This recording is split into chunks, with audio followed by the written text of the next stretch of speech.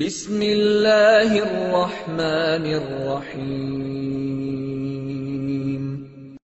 اللهم أنت ربي لا إله إلا أنت خلقتني وأنا عبدك وأنا على عهدك ووعدك ما استطعت أعوذ بك من شر ما صنعت أبوء لك بنعمتك علي وأبوء بذنبي فاغفر لي فإنه لا يغفر الذنوب إلا أنت.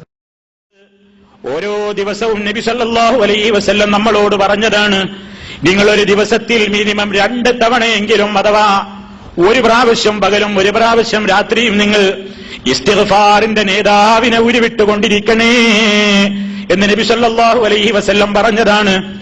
അത്ര വലിയ ഏറ്റവും പുണ്യമുള്ള ഒരു ദിക്ർ, ഏറ്റവും പുണ്യമുള്ള ഇസ്തിഗ്ഫാറിന്റെ ഒരു ദുആ ഓരോരുത്തരും ഒന്ന് സ്വന്തത്തോട് ചോദിച്ചു നോക്കുക.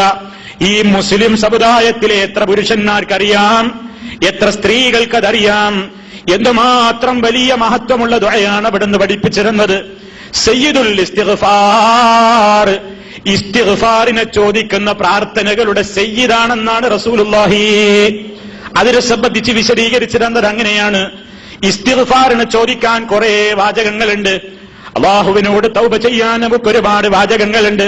പക്ഷേ അവയുടെയൊക്കെ കൂട്ടത്തിലെ രാജാവെന്ന് പറയാവുന്ന ഇസ്തിഗ്ഫാറിനെ ചോദിക്കുമ്പോൾ മുമ്പിൽ നാം ആദ്യമായി പറയേണ്ടുന്ന സയ്യിദുൽ ഇസ്തിഗ്ഫാർ, ഇസ്തിഗ്ഫാറിന്റെ നേതാവെന്ന് അഷ്റഫുൽ ഖൽഖ് സല്ലല്ലാഹു അലൈഹി വസല്ലം വിശേഷിപ്പിച്ച ഒരു ദുആ.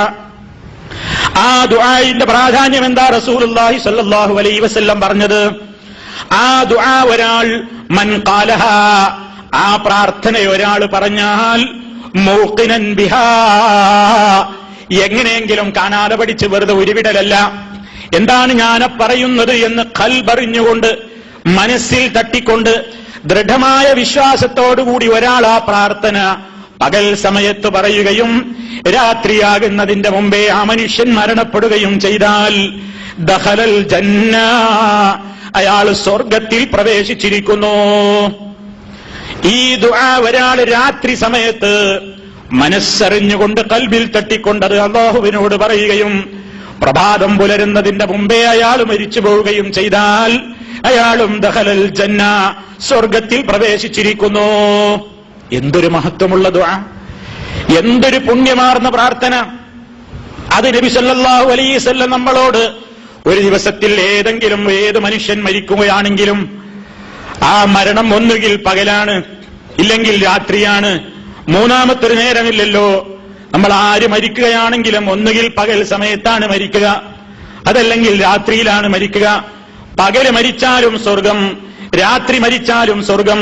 പക്ഷേ നീ ഒന്ന് മെനക്കെട്ടുകൊണ്ടൊന്ന് പഠിച്ച് മനസ്സറിഞ്ഞ് അതിൽ പറയുന്ന ആശയത്തോട് കൂറു പുലർത്തിയിട്ട് നീ ഒന്ന് ജീവിക്കണമെന്ന് നബി സല്ലല്ലാഹു അലൈഹി വസല്ലം പറയുകയാണ്.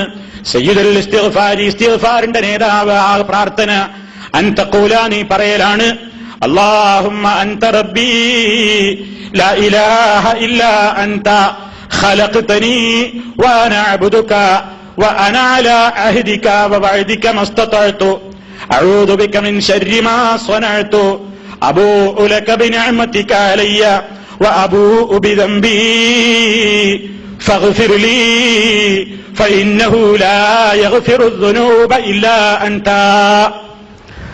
അല്പം ദീർഘമുണ്ടെന്ന് നമുക്ക് തോന്നുമെങ്കിലും പഠിക്കാനൊന്ന് മെനക്കെട്ടാൽ തെറ്റുകൾ കൂടാതെ നമ്മളതൊന്ന് പഠിക്കണം. ഇത് റമദാൻ പിരിഞ്ഞു പോവുകയല്ലേ, മഗ്ഫിറത്തിനെ ചോദിക്കാനുള്ള അവസരം ഒരിക്കലും ഇനിയും നഷ്ടമായിട്ടില്ല. അല്ലാഹുവിലേക്ക് ഖേദിച്ചു മടങ്ങാൻ ഓരോ അവസരവും ഇനിയും ധാരാളമാണ്. അല്ലാഹുവിനോട് ഒരൊറ്റ മുസ്ലിമും ഒരൊറ്റ സ്ത്രീ പുരുഷനും ഇനി ഇത് പഠിച്ചു മനസ്സിലാക്കിയ ഒരാൾ പിന്നെ അത് ഒഴിവാക്കരുത്. ഒരു പകലില്ലവൻ ഒരിക്കലെങ്കിലും അത് പറയണം, രാത്രിയും പറയണം. പക്ഷേ പറയുന്നതിന് റസൂലുള്ള ഒരു കണ്ടീഷൻ പറഞ്ഞിട്ടുണ്ട്, മൂഖിനൻ ബിഹാ, ദൃഢമായി അതിൽ വിശ്വസിച്ചുകൊണ്ട് പറയണം. എന്താണ് അള്ളാഹുവോട് നമ്മൾ ചോദിക്കുന്നത്? അല്ലാഹുമ്മ അൻത റബ്ബി, അല്ലാഹുവേ അൻത റബ്ബി, നീയാണ് എന്റെ റബ്ബ്, നീയാണ് എന്റെ രക്ഷിതാവ്, ലാ ഇലാഹ ഇല്ലാ അൻത, നീ അല്ലാതെ ഒരാരാധ്യനില്ല. വെറുതെല്ല സ്വർഗത്തിൽ പ്രവേശിക്കുന്നു പറയുന്നത്. ആദ്യം തന്നെ നമ്മുടെ വിശ്വാസം ഉറച്ചാണ് പ്രഖ്യാപിക്കാണ്. അല്ലാഹുമ്മ അൻത റബ്ബീ, അല്ലാഹുവേ നീയാണ് എന്റെ രക്ഷിതാവ്. ലാ ഇലാഹ ഇല്ലാ അൻത, നീ അല്ലാതെ ഒരു ഇലാഹുമില്ല. ഖലഖ്തനീ, നീയാണ് എന്നെ സൃഷ്ടിച്ചത്. വ അനാ അബ്ദുക, ഞാൻ നിന്റെ അടിമയുമാണ്. നീയാണ് എന്നെ സൃഷ്ടിച്ചത്, ഞാൻ നിന്റെ അടിമയാണ്. അപ്പൊ സൃഷ്ടാവായ നീ എനിക്ക് നൽകിയതാണ് എല്ലാം. എന്റെ എല്ലാ കഴിവുകളും അതെന്റെ കഴിവ് കൊണ്ട് നേടിയതല്ല, എല്ലാം നീ തന്നതാണ്. ശുദ്ധ ഖുർആൻ പറഞ്ഞില്ലേ, വമാ ബികും മിൻ നിഅമത്തിൻ ഫമിനല്ലാഹ്, നിങ്ങൾക്ക് എന്തൊന്ന് നിഅമത്ത് നിങ്ങൾ ആസ്വദിച്ചു കൊണ്ടിരിക്കുന്നുണ്ടോ അതൊക്കെ അല്ലാഹുവിങ്കൽ എന്ന് മാത്രമാണ്. അപ്പൊ അല്ലാഹുവേ നീയാണ് എന്നെ സൃഷ്ടിച്ചത്, ഞാൻ നിന്റെ അടിമയുമാണ്. വ അന അലാ അഹ്ദിക വ വഅദിക മസ്തതഅതു, വളരെ ശ്രദ്ധിച്ചോ സഹോദര, വളരെ മനസ്സറിഞ്ഞുകൊണ്ട് ആലോചിച്ചോളൂ സഹോദരി. എന്താ നമ്മൾ പറയുന്നതെന്നോ? വ അന, ഞാൻ, അലാ അഹ്ദിക വ വഅദിക മസ്തതഅതു, നിന്നോടെടുത്ത വാഗ്ദത്തങ്ങളും കരാറുകളുമൊക്കെ എന്റെ കഴിവിന്റെ പരമാവധി ഞാൻ നിർവഹിച്ചുകൊണ്ടിരിക്കുന്നുണ്ട്. അള്ളാഹുവോട് പറയാണ്, നിന്നോടെടുത്ത കരാറും വാഗ്ദത്തങ്ങളുമൊക്കെ ഞാൻ എന്റെ കഴിവിന്റെ പരമാവധി നിർവഹിച്ചുകൊണ്ടിരിക്കുന്നുണ്ട്. എന്താ നമ്മൾ അള്ളാഹിനോട് കരാറെടുത്തത്? ഞാനും നിങ്ങളും അള്ളാഹുവുമായി വല്ല കരാറുണ്ടോ? നമ്മൾ ജനിക്കുമ്പോഴേ ഒരു കരാറുണ്ട്, അത് സർവ്വ മനുഷ്യർക്കും അള്ളാഹിനോടുള്ള കരാറാണ്. അതെന്താ? അള്ളാഹുവേ നിന്നെ മാത്രമേ ആരാധിക്കൂ. ആ കരാറിന്റെ പുറമേ 5 നേരം പള്ളിയിലെത്തിയിട്ട് നമ്മൾ അല്ലാഹുവിന്റെ മുമ്പിൽ പറഞ്ഞുകൊണ്ടിരിക്കുന്ന ഒരു വാചകമുണ്ട്, ഇന്ന സ്വലാത്തി വനുസുകി വമഹ്യായ വമമാതി ലില്ലാഹി റബ്ബിൽ ആലമീൻ ലാ ശരീക ലഹു വബിദാലിക ഉമിർതു വഅന മിനൽ മുസ്ലിമീൻ. വജ്ജഹ്തു വജ്ഹിയ എന്ന് പറഞ്ഞിട്ട്, ആമുഖം പറഞ്ഞിട്ട് നമ്മൾ റബ്ബിനോട് പറയാണ്, ഇന്ന സ്വലാത്തി, നിശ്ചയമായും എന്റെ നമസ്കാരം, വനുസുകി, എന്റെ നമസ്കാരമല്ലാത്ത മറ്റുള്ള എല്ലാ അനുഷ്ഠാന കർമ്മങ്ങളും ബലികർമ്മങ്ങളും എല്ലാം, വമഹ്യായ, ഇതാ റബ്ബേ നിന്റെ അടിമയായ ഈ ഉള്ളവന്റെ ജീവിതം മുഴുവൻ, വമമാതി, ഇനി എന്റെ മരണവും, ലില്ലാഹി റബ്ബിൽ ആലമീൻ, സർവലോകത്തിന്റെയും പരിപാലകനായ സർവലോകരുടെയും റബ്ബായ അല്ലാഹുവിന് വേണ്ടി തന്നെ. അതാ നമ്മൾ എടുക്കുന്ന പ്രതിജ്ഞ. 5 നേരം അത് പറയുന്നുണ്ട്.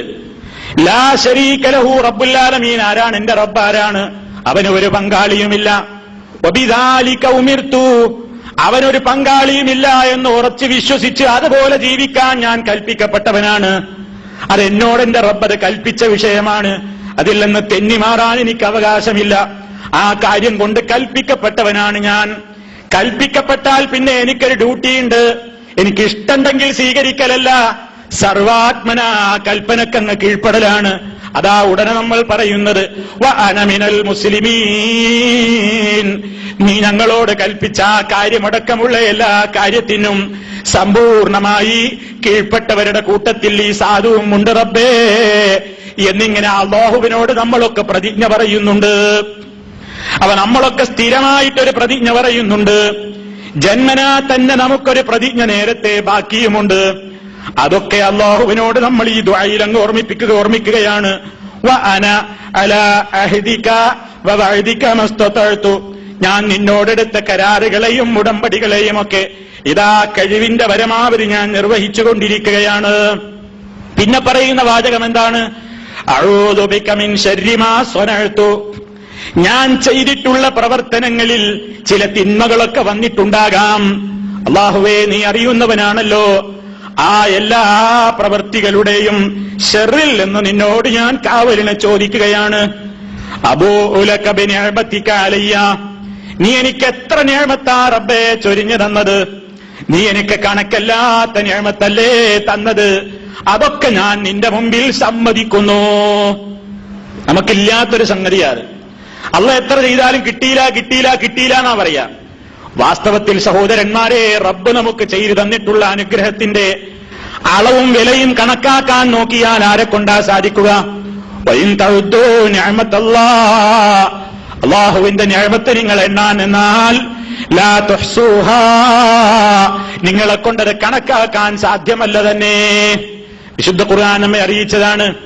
നമ്മൾ വിചാരിച്ചു പണമുള്ളവരാണ് നിഅമത്ത് കിട്ടിയവർ, അല്ലെങ്കിൽ മറ്റേതെങ്കിലും സ്വാധീനമുള്ളവരാണ് നിഅമത്ത് കിട്ടിയവരെന്ന്.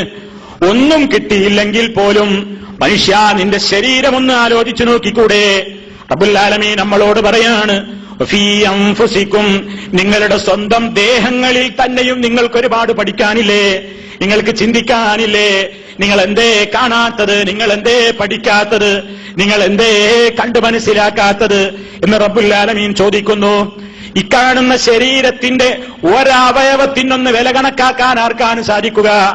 നമ്മുടെ കിഡ്നിക്കൊരു രോഗം ബാധിച്ചു കഴിഞ്ഞാൽ അതൊന്ന് റീപ്ലേസ് ചെയ്യാൻ വേണ്ടി ഹോസ്പിറ്റലിലെത്തിയാൽ ആ ഓപ്പറേഷൻ പൂർത്തിയായിട്ടങ്ങ് ഇറങ്ങുമ്പോ കിട്ടുന്ന ബില്ല് ലക്ഷങ്ങളുടേതല്ലേ? നമ്മുടെ ശരീരത്തിന്റെ 100 കണക്കിന് ഭാഗങ്ങളിൽ ഒരു ഭാഗത്തിന് കേടുവന്നാൽ അതിനൊന്ന് വർക്ക് നടത്താൻ, ഒന്ന് രണ്ടാമതൊന്ന് പുതുക്കി പണിയാൻ വേണ്ട രൂപത്തിലുള്ള പ്രവർത്തനങ്ങൾക്ക് ലക്ഷങ്ങളുടെ ചെലവാണ് വരുന്നത്.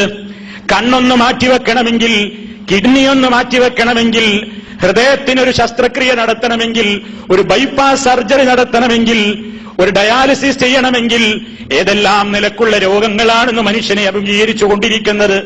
ഈ അള്ളാഹു തന്നിട്ടുള്ള അനുഗ്രഹമായ ഈ ശരീരമില്ലേ, ആ ശരീരത്തിന്റെ ഒരു ഭാഗത്തിനൊരു കേട് സംഭവിച്ചു കഴിഞ്ഞാൽ അതൊന്ന് നന്നായി കിട്ടാൻ കോടികളല്ലേ മുടക്കേണ്ടി വരുന്നത്. ഈ ശരീരത്തിന് വില പറയാൻ ആർക്ക് സാധിക്കും?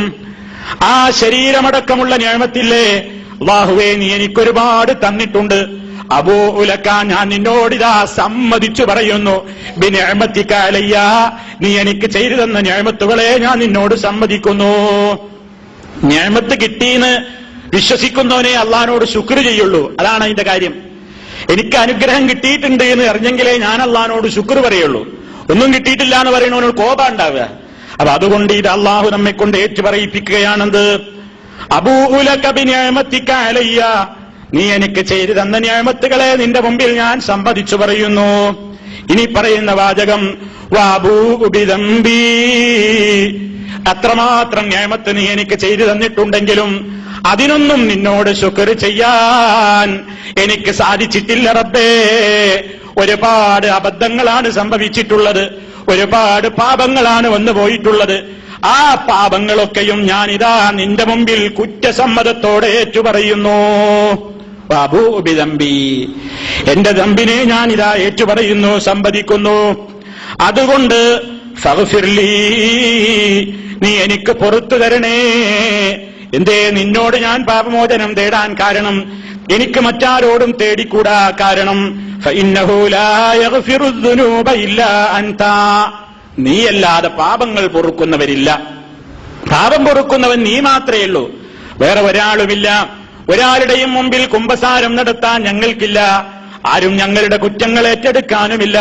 അല്ലാഹുവേ, നീയല്ലേ വിശുദ്ധ ഖുർആനിൽ ചോദിച്ചിട്ടുള്ളത്, വമൻ യഗ്ഫിറു ദുനൂബ ഇല്ലല്ലാഹ്, അല്ലാഹു അല്ലാതെ ആരുണ്ടടോ പാപം പൊറുക്കാൻ? അതാ നമ്മൾ അല്ലാഹുവിനോട് ഏറ്റുപറയാണ്, ഫഗ്ഫിർലീ, നീ എന്നോട് പൊറുക്കണം. ഫഇന്നഹു ലാ യഗ്ഫിറു ദുനൂബ ഇല്ലാ അൻത, കാരണം നീയല്ലാതെ പാപം പൊറുക്കുന്നവനില്ല. നോക്കണം സഹോദരന്മാരെ, ഇത് മനസ്സറിഞ്ഞ് പറയാൻ ഇവിടെ കൂടിയ ഓരോ സഹോദരിയും സഹോദരനും സ്വന്തത്തോട് ചോദിച്ചു നോക്കുക. പടച്ചോനെ, എന്റെ ജീവിതത്തിൽ ഞാനിത് പറഞ്ഞു, ഇത്ര വലിയൊരു സയ്യിദായ ഇസ്തിഗ്ഫാറിന്റെ ഒരു സയ്യിദിനെ ഞങ്ങളെ നേതാവ് നബി സല്ലല്ലാഹു അലൈഹി വസല്ലം പരിചയപ്പെടുത്തി തന്നു പോയിട്ട് ഒരുപാട് കൊല്ലങ്ങൾ, സഹസ്രാബ്ദങ്ങൾ പിന്നിട്ടല്ലോ പടച്ചോനെ. ഞാനതനുസരിച്ച് ജീവിച്ചോ? ഞാനത് പറഞ്ഞോ? എനിക്കത് അറിയാമോ? ചോദിക്കണം സ്വന്തത്തോട്. അറിയില്ലെങ്കിൽ, അറിയുന്നവരുണ്ടാകും, അറിയില്ലെങ്കിൽ നമ്മൾ തെറ്റ് തീർന്നതൊന്ന് പഠിക്കണം. പഠിക്കുക മാത്രമല്ല, അത് മനഃപ്പാഠമാക്കണം. മനഃപ്പാഠമാക്കുക മാത്രമല്ല, അതിന്റെ അർത്ഥവും ആശയവും ചിന്തിക്കണം.